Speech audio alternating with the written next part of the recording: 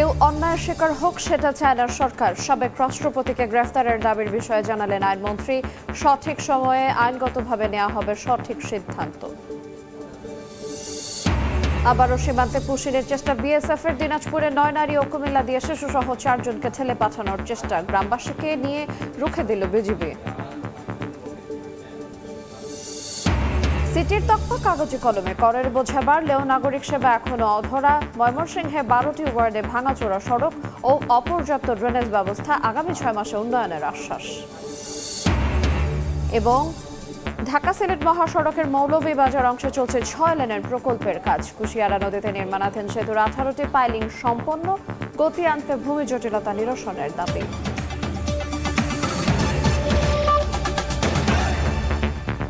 দেখছিলেন শিরোনাম। বাংলা সময়ের সঙ্গে আছি আইরিন আয়াত। আওয়ামী লীগের সাবেক এমপি বদির পরিকল্পনায় হত্যা করা হয় টেকনাফের কাউন্সিলর ইকরামকে। কথিত বন্দুকযুদ্ধের নামে সরাসরি গুলি করেন 2 সেনা কর্মকর্তা। মানবতা বিরোধী অপরাধের এই মামলায় শেখ হাসিনা সহ 11 জনের বিরুদ্ধে অভিযোগপত্র গ্রহণ করেছেন ট্রাইব্যুনাল। অন্যদিকে 24 জুলাইয়ে সাভারে এপিসি থেকে ফেলে ইয়ামিনকে হত্যার ঘটনায় সাবেক এমপি সাইফুর সহ 19 জনের বিরুদ্ধে অভিযোগ আমলে নিয়েছেন ট্রাইব্যুনাল। 6 বছর আগের সেই রাতে ওপার থেকে আসা ছোট মেয়ের অবুঝ আকুতি আর একরামুল হকের কান্নার আওয়াজ স্তব্ধ করে দিয়েছিল পুরো দেশকে। র্যাবের কথিত বন্দুকযুদ্ধের অন্তরালে রচিত হয়েছিল এক নির্মম মৃত্যুর মহড়া। তার সাক্ষী হয়ে আছে একটি কল রেকর্ড। টেকনাফ পৌরসভার তৎকালীন কাউন্সিলর একরামুল হককে সেদিন ক্রসফায়ারের আড়ালে হত্যা করা হয়েছিল বলে শুরু থেকেই দাবি ছিল স্বজনদের। গণঅভ্যুত্থানে পট পরিবর্তনের পর অবশেষে ট্রাইব্যুনালে গড়িয়েছে সেই বিচার। রোববার আন্তর্জাতিক অপরাধ ট্রাইব্যুনাল 2 শেখ হাসিনা সহ 11 জনের বিরুদ্ধে অভিযোগ আমলে নিয়ে 8 জনের বিরুদ্ধে জারি করে গ্রেপ্তারি পরোয়ানা। প্রসিকিউশনের দাবি, ঘটনাস্থলে তাকে সরাসরি গুলি করেন 2 সেনা কর্মকর্তা। এই বদির পরিকল্পনায় এই ঘটনাটা ঘটেছিল, কারণ এই একরাম ছিল তার প্রতিপক্ষ। এবং এটাও আপনাদেরকে একটু অবহিত করে রাখি, এটা পরবর্তীকালে আপনারা হয়তো সাক্ষ্য প্রমাণে আসবে দেখবেন যে একরামকে হত্যা করার পর তার সম্পত্তি কিন্তু এই বদি তার সম্পত্তি বিভিন্ন কৌশলে আত্মসাৎ করেছিল এবং নেপথ্যের নায়ক ছিল সেই আব্দুর রহমান বদি। মাননীয় ট্রাইব্যুনাল এই ভিডিও ফুটেজটি তারা দেখেছেন এবং অত্যন্ত আবেগ আপ্লুত হয়ে তারা এই ভিডিও ফুটেজটি দেখেছেন এবং এই আসামিদের বিরুদ্ধে ট্রাইব্যুনাল অভিযোগ আমলে নিয়েছেন এবং আমাদের প্রেয়ার অনুযায়ী যারা ইতিমধ্যে গ্রেফতার আছে তাদেরকে এই মামলায় সনেরেস্ট করেছেন। যারা পলাতক আছে তাদের বিরুদ্ধে গ্রেফতারি পরোয়ানা দিয়েছেন।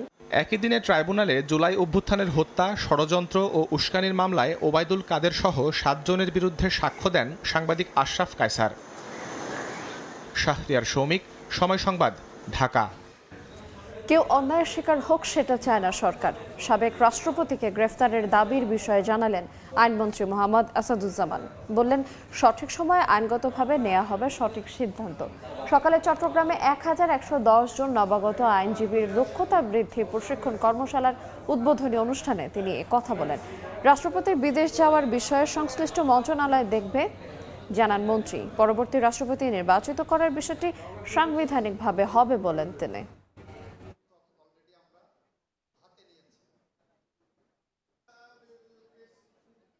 রাষ্ট্রপতির নিয়োগ সংবিধানের 123(2) অনুচ্ছেদ অনুসারে 90 দিনের মধ্যে হওয়ার কথা, যেদিন পদত্যাগ করেছেন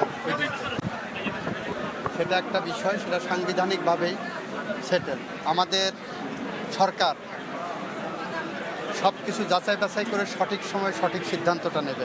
আমরা একদিকে যেমন জনদাবিকে গুরুত্ব দেব, একই সাথে আমরা কাউকে অন্যায়ভাবে কেউ অন্যায় শিকার হোক সেটাও চাব না।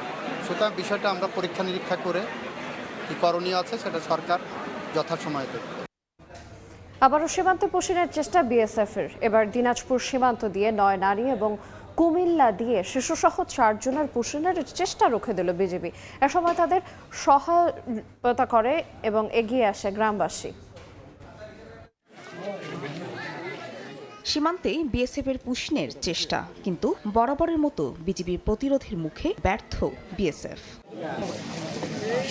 রোববার সকালে কুমিল্লার ব্রাহ্মণপাড়ার সালান্দি সীমান্ত দিয়ে এক নারী ও ৩ শিশু সহ ৪ জনকে বাংলাদেশে পাঠানোর চেষ্টা করে বিএসএফ। এ সময় বিজিবির নিয়মিত টহল দল শূন্যরেখার কাছে তাদের শনাক্ত করে প্রতিহত করে। অন্যদিকে শনিবার দিনাজপুরের বিরামপুরের খেয়ার মাহমুদপুর সীমান্তের ২৯১ নম্বর মেইন পিলার এলাকায় ৯ নারীকে জড়ো করে বিএসএফ। সুযোগ বুঝে বাংলাদেশে ঠেলে পাঠানোর চেষ্টা করে ভারতীয় সীমান্তরক্ষী, কিন্তু বিজিবি ও স্থানীয়দের সতর্কতা ও প্রতিরোধে তা ব্যর্থ হয়। পরে রাত ৮টার দিকে আবারও পুশিনের চেষ্টা চালায় তারা। দ্বিতীয় দফাতেও বিজিবি ও গ্রামবাসীর প্রতিরোধের মুখে চেষ্টা ব্যর্থ হলে রাত ৩টার দিকে তাদেরকে ভারতের অভ্যন্তরে ফিরিয়ে নেয় বিএসএফ। ফাহরিয়া ফারজানা, সময় সংবাদ। সিটির তকমা কাগজে কলমে, করের বোঝা বাড়লেও নাগরিক সেবা এখনও অধরা। ময়মনসিংহ সিটি কর্পোরেশনের নতুন যুক্ত হওয়া 12টি ওয়ার্ডে ভাঙাচোরা সড়ক, অপর্যাপ্ত ড্রেনেজ ব্যবস্থা, জলাবদ্ধতা ও বর্জ্য ব্যবস্থাপনার সংকটে ভুগছেন বাসিন্দারা। কাঙ্ক্ষিত উন্নয়ন না হওয়ায় ক্ষোভ বাড়ছে তাদের। তবে আগামী 6 মাসে বদলে যাবে বর্ধিত ওয়ার্ডগুলোর চেহারা, আশ্বাস সিটি প্রশাসকের। গগন পণ্ডিতের ছবিতে ওবায়দুল হকের রিপোর্ট। ময়মনসিংহ নগরীর ২৪ নম্বর ওয়ার্ডের বয়রা ছালাকান্দা এলাকার কয়েক হাজার মানুষের চলাচলের রাস্তা এটি। কাগজে কলমে বিভাগীয় শহরের সিটি কর্পোরেশনের জনপদ হলেও দেখে বোঝার উপায় নেই এটি শহর নাকি কোনো অবহেলিত প্রত্যন্ত গ্রাম। একই চিত্র নগরের ২৯, ৩১, ৩২ নম্বর ওয়ার্ড সহ সিটি কর্পোরেশনের বর্ধিত ওয়ার্ডগুলোর। বহু সড়ক দীর্ঘদিনেও সংস্কার হয়নি, কোথাও ড্রেন নির্মাণের কাজ অসমাপ্ত, কোথাও রাস্তা খুঁড়ে ফেলে রাখা হয়েছে। নামে সিটি কর্পোরেশন কিন্তু কামে না ভাই, ট্যাক্স বাড়ছে কিন্তু আমাদের উন্নয়ন হইতেছে না। ময়লা আবর্জনা কেউ নেয় না। শত বছরের প্রাচীন ময়মনসিংহ পৌরসভা থেকে সিটি কর্পোরেশন গঠনের ৮ বছর পেরিয়ে গেলেও বর্ধিত 12টি ওয়ার্ডের অনেক এলাকায় নাগরিক সেবার দৃশ্যমান উন্নতি হয়নি। নিয়মিত হোল্ডিং ট্যাক্স ও অন্যান্য কর পরিশোধ করলেও ভাঙাচোরা সড়ক, অপর্যাপ্ত ড্রেনেজ, জলাবদ্ধতা, সড়কবাতির অভাব ও বর্জ্য ব্যবস্থাপনার সংকটে ভুগছেন বাসিন্দারা। ট্যাক্স সরকারকে ঠিকই দেওয়া হয় কিন্তু এই ট্যাক্সের আমরা সুফল পাই না কখনোই। সিটি কর্পোরেশন আছি না এই নাঙ্গুলিয়া সর আছি না কোন এলাকাতে আছি এটা বলা মুশকিল। তবে আশার বাণী শোনালেন নগর প্রশাসক। বলেন আগামী 6 মাসে বদলে যাবে বর্ধিত ওয়ার্ডগুলোর চেহারা। আমরা আশা করি আগামী শীতের পরে মানে আগামী শীতকালে আপনার বর্ধিত এলাকার চেহারা বদলে যাবে আর নতুনটার চেহারা আরও সুন্দর হবে। 2018 সালে সাবেক পৌরসভার 21টি ওয়ার্ডের সঙ্গে 12টি নতুন ওয়ার্ড নিয়ে ময়মনসিংহ সিটি কর্পোরেশন গঠন করা হয়। প্রতিষ্ঠানটির দেয়া তথ্য মতে বর্তমানে 22 থেকে 33 নম্বর ওয়ার্ড মিলিয়ে বর্ধিত এলাকায় প্রায় 476 কিলোমিটার সড়ক রয়েছে। এর মধ্যে 221 কিলোমিটার পাকা হলেও 255 কিলোমিটার এখনও কাঁচা। কেবল কাগজি তকমা নয়, ট্যাক্সের সমান্তরালে টেকসই নাগরিক সুবিধা নিশ্চিত হোক, এমনটাই চাওয়া ইউনিয়ন পরিষদ থেকে সিটিতে যুক্ত হওয়া লাখো বাসিন্দার। ওবায়দুল হক, সময় সংবাদ, ময়মনসিংহ। বাংলার সময় আরও থাকছে। দাপিয়ে বেড়াচ্ছে লাইসেন্স ও ফিটনেসবিহীন লেগুনা। সিলেটের গুরুত্বপূর্ণ সড়কের 100 দখলে নিয়ে অবৈধ স্ট্যান্ড ও চাঁদাবাজি। অনিয়ম বন্ধে আইনি ব্যবস্থার আশ্বাস। দীর্ঘ 2.5 বছর পর মৌলভীবাজার সদরের শেরপুর অংশে ঢাকা সিলেট মহাসড়ক 6 লেন প্রকল্পের কাজ শুরু হয়েছে। এরই মধ্যে কুশিয়ারা নদীর ওপর নির্মাণাধীন শেরপুর সেতুর 18টি পাইলিং সম্পন্ন হয়েছে। ঠিকাদারি প্রতিষ্ঠান বলছে সেতুর কাজ এগুলো ভূমি সংক্রান্ত জটিলতায় সড়ক নির্মাণে গতি আসছে না। জমি অধিগ্রহণের ক্ষতিপূরণের অর্থ দ্রুত পরিশোধের দাবি মালিকদের, যদিও জেলা প্রশাসন বলছে আইনানুগ প্রক্রিয়ায় ক্ষতিপূরণ পরিশোধ করা হবে।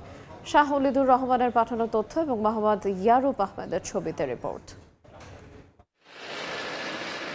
2024 সালেই মৌলভীবাজারের শেরপুর বাজার অংশের ঢাকা সিলেট মহাসড়ক 6 লেনে উন্নীতকরণের কাজ শুরুর কথা ছিল। তবে ভূমি জটিলতা সহ নানা প্রতিবন্ধকতায় দীর্ঘ 2.5 বছর পর চলতি বছর শুরু হলো প্রকল্পের কাজ। 2 কিলোমিটার অংশের মধ্যে ইতোমধ্যেই 900 মিটার এলাকায় মাটি ভরাট সম্পন্ন হয়েছে।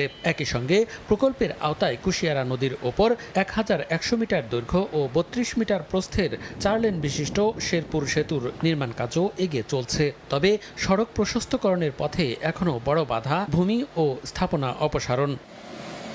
ঠিকাদারি প্রতিষ্ঠানের অভিযোগ, বারবার আবেদন জানিয়েও এ বিষয়ে কার্যকর সমাধান মিলছে না। এদিকে 6 লেন প্রকল্পের জন্য শেরপুর বাজার ও ব্রাহ্মণগাঁও মৌজার 3 শতাধিক ব্যক্তির প্রায় 8 একর জমি অধিগ্রহণ করা হয়েছে। এর মধ্যে 22 জন ক্ষতিপূরণের অর্থ পেলেও অধিকাংশ ক্ষতিগ্রস্ত এখনও টাকা পাননি। রাস্তার কাজ শুরু হয়েছে, আমরা এখনো টাকা পাইছি না। আমরা যে নিম্ন স্তরের যে দৌড় হয়েছে এই দরে আমরা গরবারে কিছু করতে পারতাম না। সড়ক ও জনপথ বিভাগের নির্বাহী প্রকৌশলী জানান, চলমান নির্মাণ কাজ শেষ হলে 6 লেন সড়কটি তাদের কাছে হস্তান্তর করা হবে। আর জেলা প্রশাসক বলেন, জমি অধিগ্রহণে ক্ষতিগ্রস্ত সবাইকে আইনানুগ প্রক্রিয়ায় ক্ষতিপূরণের অর্থ পরিশোধ করা হবে। প্রকল্প বাস্তবায়নকারী ইউনিট করতেছে, আশা করি ওনাদের কাজের প্রতি ভালো এবং দ্রুতই সমাপ্ত হবে। যারা ক্ষতিগ্রস্ত হয়েছে তাদের পেমেন্ট আমরা ক্রমান্বয়ে আবেদনের ভিত্তিতে কাগজপত্র দেখে এবং সম্পূর্ণ আইনানুগভাবে আমরা সেই পেমেন্টটা দিচ্ছি। ঢাকা সিলেট মহাসড়ক 6 লেনে উন্নীতকরণ প্রকল্প বাস্তবায়নের ব্যয় ধরা হয়েছে 1357 কোটি টাকা।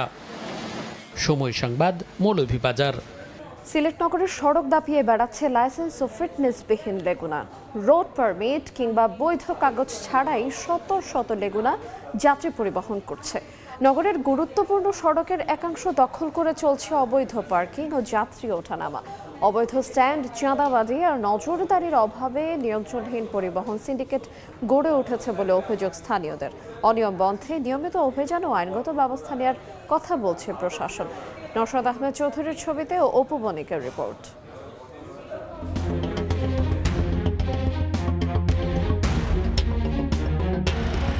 সিলেট নগরীর জেল রুট থেকে উসমানী উদ্যান রাস্তার একাংশ দখল করে বছরের পর বছর সারিবদ্ধভাবে দাঁড়িয়ে থাকে লেগুনা। যাত্রী তোলার প্রতিযোগিতায় যানজট নিত্যদিনের সঙ্গী। নেই ট্যাক্স টোকেন, ফিটনেস কিংবা বৈধ রোড পারমিট। প্রতিদিনই ঝুঁকি নিয়ে যাত্রী বহন করছে এসব যানবাহন। নির্ধারিত নিয়ম না মেনে অতিরিক্ত যাত্রী তোলা, দ্রুতগতিতে চলা আর যত্রতত্র থামা সব মিলিয়েই তৈরি হচ্ছে এক ভয়ঙ্কর পরিস্থিতি। গায়ের জুড়ে ওই তো একজন ড্রাইভার বললো আমরা গরিব যাইমু কই চুরি চুট্টান পারবো। ছোট ছোট বাচ্চা এগুলা বয়স হয় না, এটারে লাইসেন্স কেটে দেয়। নগরীতে লেগুনা সবচেয়ে বেশি চলাচল করে বন্দরবাজার থেকে টিলাগড় হয়ে জৈন্তাপুর, নগরীর কোর্ট পয়েন্ট থেকে মদিনা মার্কেট হয়ে গোবিন্দগঞ্জ, জেল রুট পয়েন্ট থেকে উসমানী উদ্যান পর্যন্ত রাস্তার একটা অংশ দখল করে গড়ে উঠেছে লেগুনার অবৈধ স্ট্যান্ড। সেখানে রশিদ ছাপিয়ে প্রতিটি লেগুনা থেকে নেওয়া হয় চাঁদা।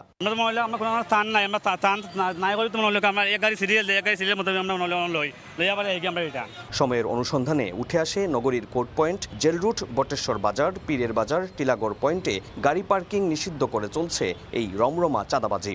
অথচ তামাবিল শাখা কমিটি থেকে কাগজে কলমে নিষেধাজ্ঞা থাকলেও সেটি মানছে না চালক ও শ্রমিকরা। যদি এগুলাকে এখনই নিয়ন্ত্রণে আনা না যায় তাহলে ভবিষ্যতে কিন্তু আরো ভয়াবহ অবস্থা সিলেটবাসীর জন্য অপেক্ষা করছে। নিরাপদ সড়ক চাই এর তথ্য বলছে গত 2 বছরে সিলেট বিভাগে সড়ক দুর্ঘটনায় নিহত হয়েছেন 739 জন। বিশেষজ্ঞদের মতে অদক্ষ চালক ও ফিটনেসবিহীন যানবাহনের কারণেই বাড়ছে দুর্ঘটনা। শ্রমিকগুলো টাকা দিয়ে আমরা একটু স্থায়ীভাবে লিজ আমি শ্রমিকগুলো আরাম লিজ দিলে আমরা শ্রমিকেরও উপকার হইব এবং রাস্তারও যানজট বা নিরসন লাগে সুবিধা। বিআরটিএ ও ট্রাফিক পুলিশ বলছে নিয়মিত অভিযান চালিয়ে আইন অমান্যকারীদের বিরুদ্ধে ব্যবস্থা নেওয়া হচ্ছে। 2-3 বছর যাবৎ সে ফিটনেস বা ট্যাক্স টোকেন আপডেট করছে না, সেক্ষেত্রে আমরা এই গাড়িগুলোকে ডাম্পিংয়ে দিচ্ছি। 18 বছরের নিচে হলে তো সে ড্রাইভিং লাইসেন্স পাবে না, সেই ক্ষেত্রে তার কিন্তু গাড়ি চালানোর এখতিয়ার নেই। তো আমরা সেই ব্যাপারগুলো আমরা নজরদারিতে রেখেছি। বিআরটিএ তথ্য বলছে সিলেট নগরীতে বৈধভাবে নিবন্ধিত লেগুনার সংখ্যা 2104টি। দিনের পর দিন এভাবেই সড়ক দখল করে গড়ে উঠেছে লেগুনার অবৈধ স্ট্যান্ড। তবে প্রশ্ন থেকেই যায়, কোথায় নজরদারি? নগরবাসী বলছে দ্রুত পদক্ষেপ নিলে কমতে পারে জনভোগান্তি। অপু বণিক, সময় সংবাদ, সিলেট। পিচ ঢালাইয়ের টেন্ডার হওয়ায় তুলতে হবে সড়কে থাকা আগের ইট। কৌশলে জনতাকে খেজুর ও জিলাপি দিয়ে 3.5 কিলোমিটার সড়কের ইট চুরি।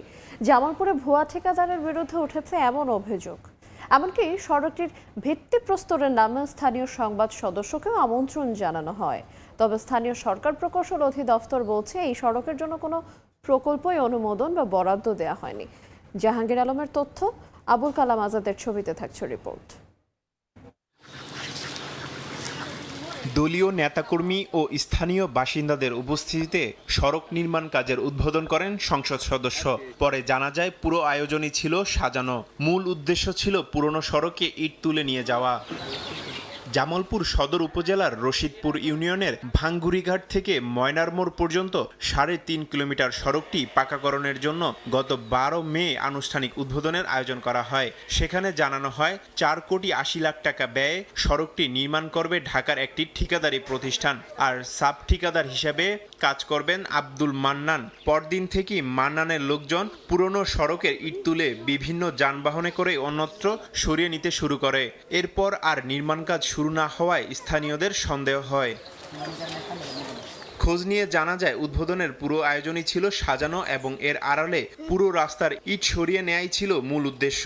প্রথম দিকে আশ্বাস দেওয়া হয় যে আমাদের রাস্তাটা পাকা করে দেওয়া হবে, এজন্য তারা ইট তুলে নিয়ে যায়। ঠিকাদার মান্নান ও ইট তুললো, মান্নানের সাথে আসতে ফজলো আগে যাওয়া কি যার অসুবিধা এটা আল্লাহ পাক জানে আর আমরা বেলা জানি। এলজিইডি নির্বাহী প্রকৌশলী জানান ক্ষতিগ্রস্ত সড়কটি সরেজমিনে পরিদর্শন করা হয়েছে। সড়কটি মেরামতের জন্য ঊর্ধ্বতন কর্তৃপক্ষের কাছে প্রকল্প প্রস্তাব পাঠানো হবে। আমরা প্রকল্প প্রস্তাব ঊর্ধ্বতন কর্তৃপক্ষের কাছে প্রেরণ করব, যার মাধ্যমে এলাকাবাসীর দুঃখ দুর্দশা লাঘব হবে। তাদেরকে ধরা হয়েছে, আটক করা হয়েছে এবং 2টি ইউনিয়ন থেকে মামলা করা হয়েছে সংশ্লিষ্ট। রাস্তার ইট তুলে নেয় 2 ইউনিয়নের প্রায় 20,000 মানুষের চলাচলে চরম ভোগান্তি সৃষ্টি হয়েছে। সময় সংবাদ, জামালপুর। ফটিকছড়ি উত্তর উপজেলার সদর দফতর যৌক্তিক স্থানে স্থাপনের দাবিতে চট্টগ্রামে 48 ঘন্টার হরতাল ও অবরোধ চলছে।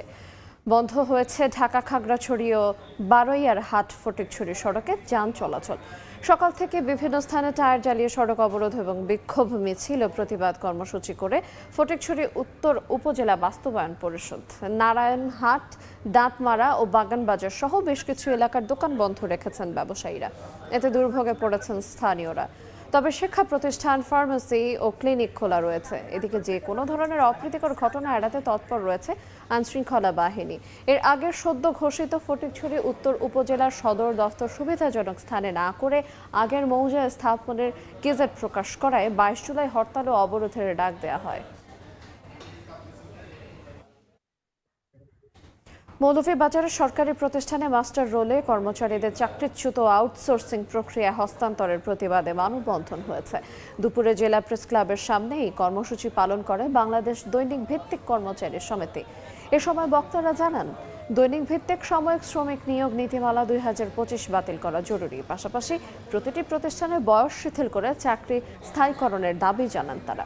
পরে জেলা প্রশাসক বরাবর স্মারকলিপি দেন তারা।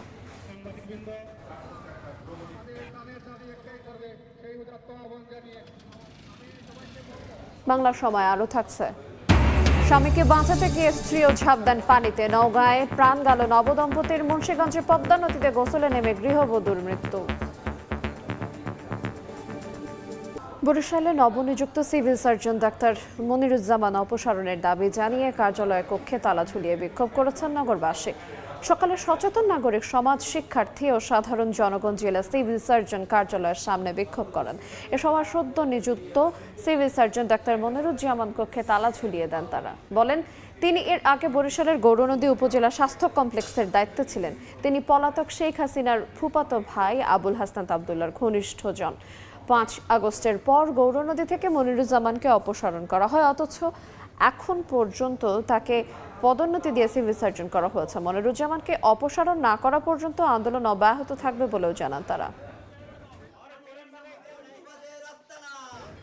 আপনি যে হাসপাতালে চিকিৎসা নিতে যাচ্ছেন সেটি কি বৈধ? প্রয়োজনীয় লাইসেন্স, জনবল ও মানদণ্ড পূরণ করেই কি চলছে প্রতিষ্ঠানটি, নাকি বছরের পর বছর অনুমোদনহীন বা মেয়াদোত্তীর্ণ লাইসেন্সে চলছে আপনার ভরসা সেই হাসপাতাল? সিলেটে এমন 14টি বেসরকারি হাসপাতাল ও ক্লিনিকের বিরুদ্ধে ব্যবস্থা নিতে মাঠে নেমেছে প্রশাসন। তবে অভিযুক্ত হাসপাতাল কর্তৃপক্ষের দাবি, প্রয়োজনীয় কাগজপত্র জমা থাকলেও মন্ত্রণালয় থেকে লাইসেন্স নবায়ন বা অনুমোদন পেতে দেরি হচ্ছে। দিগেন সিংহের ছবিতে জয়ন্ত কুমার দাসের রিপোর্ট।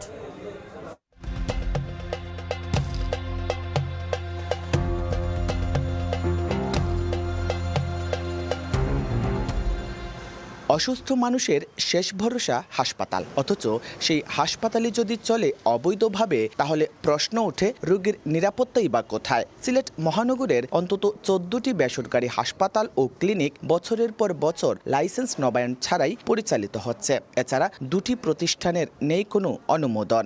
গেল কয়েক বছরে সিলেট নগরীতে চটকদারি নামে গড়ে উঠেছে অনেক বেসরকারি হাসপাতাল। যে সকল হাসপাতালে চিকিৎসা সেবার নেই পূর্ণ সক্ষমতা, নেই নবায়নযুক্ত লাইসেন্স। এমন পরিস্থিতিতে এসব প্রতিষ্ঠানের বিরুদ্ধে আইনগত ব্যবস্থা নিতে জেলা প্রশাসনকে চিঠি দিয়েছে বিভাগীয় স্বাস্থ্য অধিদপ্তর। তবে অভিযোগ মানতে নারাজ হাসপাতাল কর্তৃপক্ষ।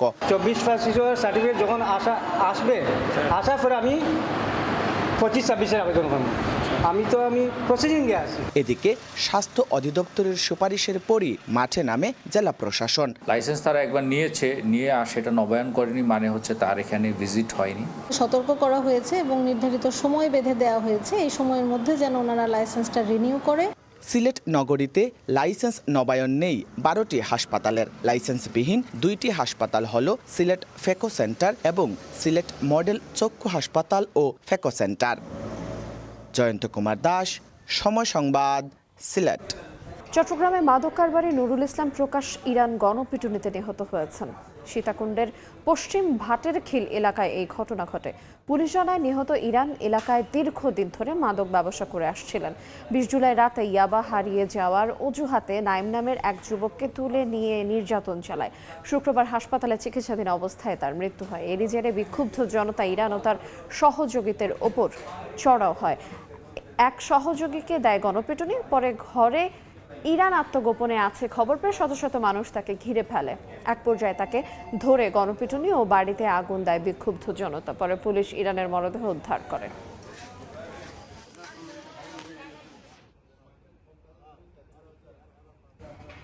একজনকে পাবলিক ধরে গণপিটুনি ছিল, তারপরে চলে আসছি আমরা তাকে উদ্ধার করতে। তাকে উদ্ধার করে হাসপাতালে ভর্তি করেছি। আমরা চলে আসার পরে ওই এলাকায় ঢুকছে, জনগণ বিক্ষুব্ধ ছিল, হয়তো মারপিট করে ফেলে রাখতে পারে। পরে সময় আমরা গেছি, যাদিকে লাশ পড়ে আছে। নেত্রকোনায় নিজ ঘর থেকে যুবকের গলাকাটা লাশ উদ্ধার করা হয়েছে। পুলিশ জানায় শনিবার রাতে সদরের দুধকুড়া গ্রামে খাবার খেয়ে মাহফুজ নিজের ঘরে ঘুমাতে যায়। ঘরের দরজা খোলা পেয়ে মা ঘরে গিয়ে দেখেন ছেলের গলাকাটা রক্তাক্ত মরদেহ পড়ে আছে। খবর পেয়ে ঘটনাস্থল থেকে নিহতের লাশ উদ্ধার করে হাসপাতালের মর্গে পাঠানো হয়। জমি সংক্রান্ত বিরোধের জেরে এই হত্যাকাণ্ড ধারণা পুলিশের। আলামত সংগ্রহ করে ঘটনার প্রকৃত কারণ উদ্ঘাটন সহ জড়িতদের গ্রেফতারের চেষ্টা চলছে।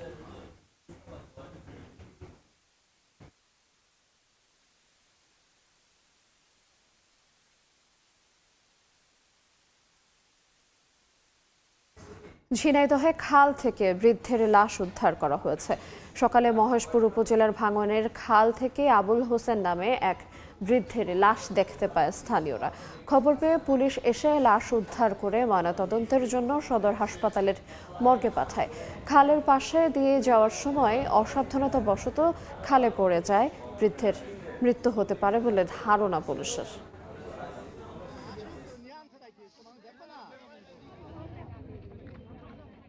নওগাঁয় স্বামীকে বাঁচাতে পানিতে ঝাঁপ দিলেন স্ত্রী। নিখোঁজের 1 ঘন্টা পর নবদম্পতির মরদেহ উদ্ধার করেন এলাকাবাসী। এদিকে মুন্সিগঞ্জের পদ্মায় স্রোতে পানিতে ডুবে এক গৃহবধূর মৃত্যু হয়েছে। অন্যদিকে বান্দরবানের সাঙ্গু নদীতে নিখোঁজের 2 দিন পর পর্যটকের লাশ উদ্ধার করা হয়েছে। গোসল করতে গিয়ে পানিতে ডুবে নবদম্পতির মর্মান্তিক মৃত্যু। রোববার দুপুরে নওগাঁর বদলগাছি উপজেলায় কার্তিকাহার গ্রামে খালে গোসলে নামেন নূর ইসলাম। তাকে দেখতে না পেয়ে স্ত্রী সুমাইয়া আক্তারও পানিতে ঝাঁপ দেন। তারপর দুইজনই পানিতে ডুবে যান। তাদের উদ্ধার করে উপজেলা স্বাস্থ্য কমপ্লেক্সে নিলে মৃত ঘোষণা করেন চিকিৎসক। গত 6 মাস আগে নূর ইসলাম ও সুমাইয়া দম্পতির বিয়ে হয়। মুন্সিগঞ্জের লোহজংয়ের শামুকবাড়ি এলাকায় পদ্মা নদীতে গোসলে নামেন ববিতা আক্তার। বাড়ি থেকে প্রায় আধা কিলোমিটার দূরে নদীতে ভাসমান অবস্থায় তার মৃতদেহ উদ্ধার করা হয়। তিনি 11 বছরের এক ছেলে ও 5 বছরের এক মেয়ের জননী। বান্দরবানের থানচি উপজেলায় সাঙ্গু নদীতে নিখোঁজের 2 দিন পর জাওয়াদুল ইসলাম নামে এক পর্যটকের মরদেহ উদ্ধার করা হয়েছে। সাহাল আব্দুল্লাহ আলভি, সময় সংবাদ। আনন্দের ছুটি মুহূর্তেই বদলে গেল শোকের ছায়ায়। পরিবারের সঙ্গে কক্সবাজারে বেড়াতে এসে উত্তাল সাগরের স্রোতে ভেসে যান বাবা ছেলে। জীবিত ফিরেছে ছেলে, কিন্তু 3 দিন পেরিয়ে গেলেও নিখোঁজ বাবা হেলাল শেখ। প্রতিটি জোয়ার ভাটায় বাড়ছে স্বজনদের উৎকণ্ঠা। লাইফগার্ড, বিচ কর্মীর সমন্বিত অভিযানে সম্ভাব্য সব পয়েন্টে চলছে অনুসন্ধান। বিস্তারিত জানাচ্ছেন সুজাউদ্দিন রুবেল। উত্তাল সাগরে বাবার হাত ধরেই নেমেছিল নিলয়, কিন্তু ভাটার তীব্র স্রোতে মুহূর্তে কেড়ে নেয় সেই আশ্রয়। নিলয়কে জীবিত উদ্ধার করা গেলেও এখনও নিখোঁজ বাবা হেলাল শেখ। বাবা ফেরার অপেক্ষায় সৈকতে চোখের জল ফেলছে নিলয়। শুক্রবার সন্ধ্যায় কলাতলী সৈকতের মডার্ন হ্যাচারি পয়েন্টে ছেলে ও এক স্বজনকে নিয়ে গোসলে নামেন হেলাল শেখ। এক পর্যায়ে ভাটার প্রবল স্রোতে বাবা ছেলে বেসে গেলে স্থানীয়দের খবরে দ্রুত উদ্ধার অভিযানে নামে লাইফগার্ড ও বিচ কর্মীরা। তারা নিলয়কে জীবিত উদ্ধার করলেও এখনও নিখোঁজ হেলাল শেখ। এখন সাগর পাড়ে অপেক্ষার প্রহর গুনছেন স্বজনরা। সূর্যাস্তের পর সমুদ্র স্নানে নামতে নিষেধ করা হলেও তারা সেই নির্দেশনা মানেননি। লাইফগার্ড ও বিচ কর্মীরা জানায়, শুক্রবার থেকে নিখোঁজ পর্যটককে উদ্ধারে এখনও অভিযান চলছে। সুগন্ধা পয়েন্ট থেকে নাজিরার টেক, ইনানি, মহেশখালী ও সোনাদিয়া সহ সম্ভাব্য এলাকায় চলছে তল্লাশি। সাগরে থাকা ট্রলারগুলোকে ভাসমান কাউকে দেখলে দ্রুত উদ্ধার করে প্রশাসনকে জানাতে নির্দেশ দেওয়া হয়েছে। নিখোঁজ ব্যক্তিকে উদ্ধার না হওয়া পর্যন্ত অভিযান অব্যাহত থাকবে। ইনানি, হিমচুরি যতগুলো স্পট আছে সম্ভাবনা ছিল, সব জায়গায় আমাদের লোক লাগিয়ে রেখেছি, যাতে কাউকে দেখতে পেলে তারা যেন দ্রুত ওখান থেকে উদ্ধার করে নিয়ে আসে। সিসেফ লাইফগার্ড সংস্থা দেওয়া তথ্য মতে গত 12 বছরে কক্সবাজার সমুদ্র সৈকতে গোসলে নেমে মারা যান 78 জন। নিখোঁজ রয়েছে 2 জন, আর জীবিত উদ্ধার করা হয়েছে 1043 জনকে। সুজাউদ্দিন রুবেল, সময় সংবাদ, কক্সবাজার। ময়মনসিংহে যুবককে গলা কেটে হত্যার পর মরদেহ পুঁতে রাখার ঘটনায় মূল হোতাসহ 4 জনকে গ্রেফতার করা হয়েছে। শনিবার মধ্যরাতে ভালুকা উপজেলার আঙ্গারগাড়া গ্রাম থেকে অভিযুক্ত মোহাম্মদ সেলিমকে গ্রেফতার করা হয়। তার দেয়া তথ্যের ভিত্তিতে বিভিন্ন এলাকা থেকে গ্রেফতার করা হয় আরও 3 জনকে। হত্যাকাণ্ডে ব্যবহৃত ধারালো দা, কোদাল, নিহতের রক্ত মাখা পোশাকও উদ্ধার করা হয়। পুলিশের কাছে জবানবন্দিতে সেলিম জানায়, তার দ্বিতীয় স্ত্রীকে নিয়ে সোহেল সরকার গত 3 মাস ধরে গোপনে ঢাকায় বসবাস করছিলেন। বিষয়টি জানতে পেরে কৌশলে তিনি সোহেলকে ঢাকা থেকে ডেকে আনেন। পরে অন্য আসামিদের সঙ্গে পূর্ব পরিকল্পিতভাবে তাকে হত্যা করে সে। এর আগে গত 22 জুলাই রাতে বাগান থেকে মাথা বিচ্ছিন্ন সোহেলের মরদেহ উদ্ধার করে পুলিশ। ধারালো অস্ত্র নিয়ে মহড়া দিয়ে ফেসবুকে ছবি ছড়িয়ে আতঙ্ক সৃষ্টির অভিযোগে কিশোর গ্যাংয়ের 5 সদস্যকে আটক করা হয়েছে। ডিবি জানায়, রবিবার মধ্যরাতে নগরের আমতলা পানি ট্যাঙ্ক এলাকায় অভিযান চালিয়ে তাদের আটক করা হয়। পরে আটককৃতদের দেয়া তথ্যের ভিত্তিতে নগরের বিভিন্ন স্থান থেকে চাপাতি, চাইনিজ কুড়াল সহ বেশ কিছু দেশীয় ধারালো অস্ত্র উদ্ধার করা হয়। সামাজিক যোগাযোগ মাধ্যমে অস্ত্র প্রদর্শন করে এলাকা জুড়ে ভয় ভীতি ছড়ানোই ছিল তাদের মূল উদ্দেশ্য। তবে সবাই অপ্রাপ্ত বয়স্ক হওয়ায় তাদের মুচলেকা নিয়ে স্ব পরিবারের জিম্মায় হস্তান্তর করা হয়।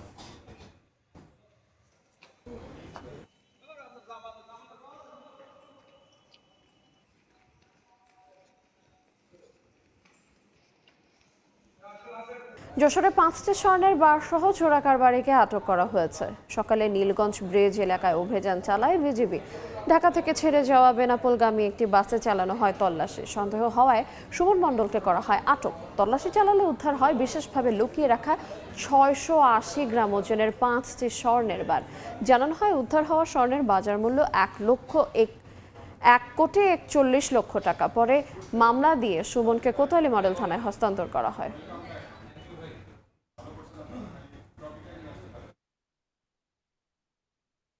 সরকার স্বাস্থ্যসেবা নিশ্চিত করতে 250 বেডের হাসপাতালগুলোকে 500 বেডের হাসপাতাল আর 50 বেডের উপজেলা স্বাস্থ্য কমপ্লেক্সগুলোকে 100 বেডের হাসপাতাল করার সিদ্ধান্ত নিয়েছে, জানিয়েছেন স্বাস্থ্য ও পরিবার কল্যাণ মন্ত্রী সরদার মোহাম্মদ সাখাওয়াত হোসেন।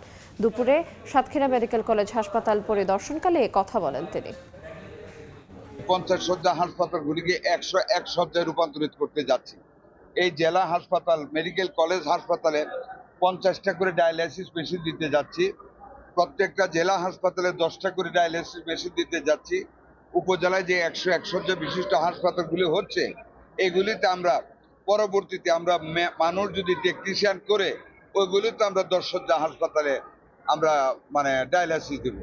আর এরই মধ্যে 101 শয্যায় ফিজিওথেরাপি সেন্টার করা হচ্ছে।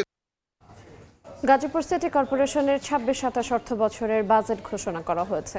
দুপুরে নগর ভবনের মিলনায়তনে আয়োজিত বাজেট সভায় ৫,১০২,৩৫,৮০,০০০ টাকার বাজেট ঘোষণা করা হয়। নাগরিকদের সামনে বাজেট তুলে ধরেন সিটি কর্পোরেশনের প্রশাসক শওকত হোসেন সরকার। প্রস্তাবিত বাজেট অনুযায়ী মোট আয়ের লক্ষ্যমাত্রা নির্ধারণ করা হয়েছে ৫,১০২,৩৫,৮০,০০০ টাকা। ব্যয় ধরা হয়েছে ২,৪৮,৪৭,৫০,০০০ টাকা। প্রশাসক জানান, বাজেটে সড়ক, শিক্ষা, স্বাস্থ্য ও মশক নিধনে গুরুত্ব দেওয়া হয়েছে। অনুষ্ঠানে ২০২৫-২৬ অর্থ বছরের ৩,৪৬৩,৬৯৭,০০০ টাকার সংশোধিত বাজেটও উপস্থাপন করা হয়। আবারও গ্যাস সংকটে নেত্রকোনার আবাসিক গ্রাহকরা চুলায় নিভু নিভু আগুনের সময় যেমন নষ্ট হচ্ছে, তেমনি ভোগান্তিও চরমে। সমস্যার কথা স্বীকার করে তিতাস কর্তৃপক্ষ বলছে সমাধানে কাজ চলছে। আলপনা বেগমের তথ্য এবং আবু সুফিয়ানের তোলা ছবিতে রিপোর্ট। সকাল থেকে গভীর রাত পর্যন্ত নিভু নিভু গ্যাসে সামান্য রান্নার কাজ হলেও গেল ৪ দিন ধরে একেবারেই জ্বলছে না চুলা। ২১.০২ বর্গ কিলোমিটারের নেত্রকোনা পৌর এলাকায় তিতাস গ্যাসের সামান্য সংকটে চরম ভোগান্তিতে গ্রাহকরা। প্রায় দিনই দুপুরে গ্যাসের চাপ কম থাকায় রান্নাবান্নায় ভোগান্তি পোহাতে হচ্ছে তাদের। অনেকেই বাধ্য হয়ে সিলিন্ডার বা বৈদ্যুতিক চুলা কিনছেন। শুধু বাসাবাড়ি বা হাসপাতাল নয়, এই সংকটে অ্যাম্বুলেন্স চালক সহ রোগীরাও ভোগান্তির শিকার হচ্ছেন। রোগী পরিবহনে বাড়তি টাকা গুনতে হচ্ছে তাদের। গ্যাসের বিলও দিতে হচ্ছে, আবার কারেন্টের বিলও দিতে হচ্ছে, আমাদের ডাবল খরচ যাচ্ছে। বাইরে থেকে খাবার কিনে না খাইতেছে, হ্যাঁ, গ্যাসের লাইন পাওয়া যায় না। গ্যাসের অবস্থা যে আমরা গ্যাস পাইতেছি না, সিলিন্ডার দিয়ে আমরা গাড়ি চালাইতেছি। গ্যাস নাই, গ্যাসের পরিস্থিতির লেগে এই অবস্থা। এদিকে তিতাস গ্যাসের উপব্যবস্থাপক জানান, কারিগরি ত্রুটির কারণে সারা দেশেই অল্প চাপ, যার প্রভাব পড়ছে নেত্রকোনায়ও। সারা দেশেই গ্যাসের স্বল্প চাপ, একেবারে স্বল্প চাপ বিরাজ করছে। এর ফলশ্রুতিতে নেত্রকোনাতেও আমাদের বর্তমানে গ্যাসের সরবরাহ একেবারে শূন্যের কোঠায়। আবাসিক গ্রাহক ছাড়াও জেলা শহরে একটি সিএনজি স্টেশন, ২৪টি বাণিজ্যিক ও ৩৪টি মিটারযুক্ত আবাসিক গ্রাহক রয়েছে। গ্যাস না পেলেও ৫,৬০০ গ্রাহককে একটি চুলার জন্য দৈনিক ৩৬ টাকা হিসেবে দিনে বিল গুনতে হবে ২৫২ টাকা, ১৫ দিনে দ্বিগুণ। সময় সংবাদ, নেত্রকোনা। সুন্দরবনের সুরক্ষায় ৪ বছর মেয়াদী নতুন একটি প্রকল্প নিয়েছে বন বিভাগ। বিশ্ব ব্যাংকের সহায়তায় প্রকল্পটি ২০২৭ সাল থেকে ২০৩০ সাল পর্যন্ত বাস্তবায়ন হবে। খুলনা বন বিভাগের প্রকল্পের বিস্তারিত নিয়ে পরিবেশ, বন ও জলবায়ু পরিবর্তন মন্ত্রণালয়ের সঙ্গে বৈঠক করে বিশ্ব ব্যাংকের প্রতিনিধি দল। Climate resilient project of Sundarban নামে নতুন এই প্রকল্পে সুন্দরবন উপকূল ঘেঁষা মানুষের জীবনমান উন্নয়ন, বনের উপর নির্ভরশীলতা কমানো, জীব বৈচিত্র্য রক্ষা, মানুষ বাঘ দ্বন্দ্ব কমিয়ে আনা সহ বিভিন্ন বিষয় থাকবে। প্রকল্পটি এখন ডিজাইন পর্যায়ে রয়েছে। $7 মিলিয়ন এই প্রকল্পটি বাস্তবায়নে সহায়তা করবে কয়েকটি সংস্থা। প্রকল্পটি নিয়ে আশাবাদ ব্যক্ত করে পরিবেশ, বন ও জলবায়ু পরিবর্তন প্রতিমন্ত্রী। বলেন, 4টি ধাপে নিশ্চিত করা হবে প্রকল্পের স্বচ্ছতা। তারা চাচ্ছে এই ইকোসিস্টেমটাকে রিস্টোর করার জন্য, নেচার বেস যে অ্যাডাপ্টেশন সেটাকে তারা ফিক্স করার জন্য, বা এখানকার লাইভলিহুডকে তারা অ্যাড্রেস করতে চাচ্ছে, এখানকার কমিউনিকেশন তারা অ্যাড্রেস করতে চাচ্ছে। সব কিছু মিলে তারা চাচ্ছে এই প্রজেক্টটাকে একটা সাকসেসফুল প্রজেক্ট করার জন্য। এবং আমি যেটা বলেছি, $60 million project for this particular Sundarban area. দীর্ঘদিন ধরে অযত্ন অবহেলায় পড়ে আছে শেরপুর ত্রাণ ও দুর্যোগ ব্যবস্থাপনা মন্ত্রণালয়ের 2টি রেস্কিউ বোট। কোটি টাকা মূল্যের এই বোট দুর্যোগকালেও এখন পর্যন্ত কোনো কাজে আসেনি বলে অভিযোগ স্থানীয়দের। যদিও এ বিষয়ে কথা বলতে রাজি হননি জেলা প্রশাসক এবং জেলা ত্রাণ ও পুনর্বাসন কর্মকর্তা। শহীদুল ইসলাম হীরার তথ্য এবং বাবু চক্রবর্তীর রিপোর্ট, ছবিতে রিপোর্ট। বন্যা ও প্রাকৃতিক দুর্যোগে দ্রুত উদ্ধার কাজের জন্য ২০২২ সালে শেরপুরে গজনী 1 ও গজনী 2 নামে 2টি মাল্টিপারপাস রেস্কিউ বোট বরাদ্দ দেয় ত্রাণ ও দুর্যোগ ব্যবস্থাপনা মন্ত্রণালয়। বহুমুখী উদ্ধার ও অনুসন্ধান কাজের জন্য নৌযান সংগ্রহ, পরিচালনা ও রক্ষণাবেক্ষণ প্রকল্পের আওতায় বোট 2টি দেওয়া হয়। কিন্তু বরাদ্দ পাওয়ার পর থেকেই সেগুলো পড়ে আছে অযত্ন আর অবহেলায়। একটি বোট ডুবে আছে মাটি পানির নিচে, অপরটি অর্ধেক ডুবন্ত অবস্থায় কালের সাক্ষী হয়ে মাথা উঁচু করে দাঁড়িয়ে রয়েছে সদরের পুরাতন ব্রহ্মপুত্র এবং দশানী নদীর মোহনায়। নিয়মিত ব্যবহার ও রক্ষণাবেক্ষণের অভাবে বোটের বিভিন্ন অংশ নষ্টের পাশাপাশি চুরি হয়ে যাচ্ছে মূল্যবান যন্ত্রাংশ। বোট দুটো এখন ব্যবহার করা হচ্ছে না, দুটা অচল অবস্থায় পড়ে আছে। মানুষের উপকারে লাগবে তো দূরের কথা, এখন নিজেরাই পরিত্যক্ত অবস্থায় পড়ে আছে, যাদেরকে উদ্ধার করার মতো এখন কেউ নেই। এটা পড়ে থাকলে তো এটা ক্ষতি হইতাছে, এটা নষ্ট হইতাছে, সরকারের ক্ষতি হইতাছে। শুরুতে বোট দুটি দেখভালের জন্য মাস্টার রোলে 2 জন কর্মী নিয়োগ দেওয়া হয়েছিল, তবে বেতন ভাতা না পাওয়ায় তারা দায়িত্ব ছেড়ে চলে যান। এরপর থেকেই বোট দুটি খোলা আকাশের নিচে পড়ে আছে জানান এর চালক। একটা বুট ডুবে আছে আর একটা বুট চরে ভাইসা আছে স্যার, এইগুলা বুট ঠিক করে দিলে আমরা জনগণের উপকার হবে, আমরা চলে ফিরে খাইতে পারবো। বিষয়টা আমি টিএনও স্যারকে অবগত করি, টিএনও স্যার দ্রুত এটা সংশোধন করে কাজ করে চলমান করার জন্য আমাকে আশ্বাস দিয়েছে। এ বিষয়ে জেলা ত্রাণ ও পুনর্বাসন কর্মকর্তা এবং জেলা প্রশাসকের বক্তব্য নেওয়ার জন্য একাধিকবার যোগাযোগ করেও তাদের কোনো বক্তব্য পাওয়া যায়নি। 80 জন যাত্রী ধারণ ক্ষমতার প্রতিটি রেস্কিউ বোটের দৈর্ঘ্য 54 ফুট এবং প্রশস্ত 12.5 ফুট। সময় সংবাদ, শেরপুর। পানি কমলেও নদ নদী তীরবর্তী জনপদে পিছু ছাড়েনি ভাঙন। গাইবান্ধায় তিস্তা, ঘাঘট, করতোয়া ও যমুনা ব্রহ্মপুত্রের ভাঙনে দীর্ঘ হচ্ছে সর্বহারা মানুষের তালিকা। গত কয়েকদিনে ফুলছড়ি উপজেলার পূর্ব কঞ্চিপাড়া গ্রামে ব্রহ্মপুত্র গর্ভে বিলীন হয়েছে বেশ কয়েকটি পরিবারের 22টি বাড়িঘর।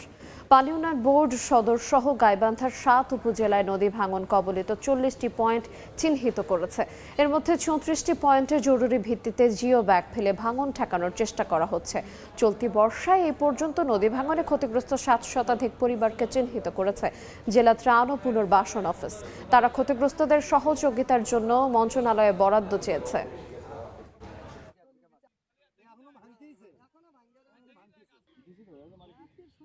নদী ভাঙছে, এখানে হলো বাড়ি ঘর সবকিছু জড়ো করে স্কুলের মাঠে ওখানে রেখে দিছে, এখনো কোনো ঠাঁই নেই জায়গার। এখানে যে জিও বস্তা ফেলাবে সেটাও নাই, আমরা তো এইভাবে নিশ্চয় চলে যাচ্ছি, ঝড় বৃষ্টির মধ্যে মশার মধ্যে পড়ে আছি। এ পর্যায়ে বাংলা সময় শীর্ষ সংবাদগুলো জানিয়ে দেবো আরেকবার। কেউ অন্যায়ের শিকার হোক সেটা চায় না সরকার। সাবেক রাষ্ট্রপতিকে গ্রেফতারের দাবির বিষয়ে জানালেন আইনমন্ত্রী। সঠিক সময়ে আইনগতভাবে নেওয়া হবে সঠিক সিদ্ধান্ত। এবং আবারও সীমান্তে পুশিনের চেষ্টা বিএসএফের। দিনাজপুরে 9 নারী ও কুমিল্লা দিয়ে শিশুসহ 4 জনকে ঠেলে পাঠানোর চেষ্টা, গ্রামবাসীকে নিয়ে রুখে দিল বিজিবি।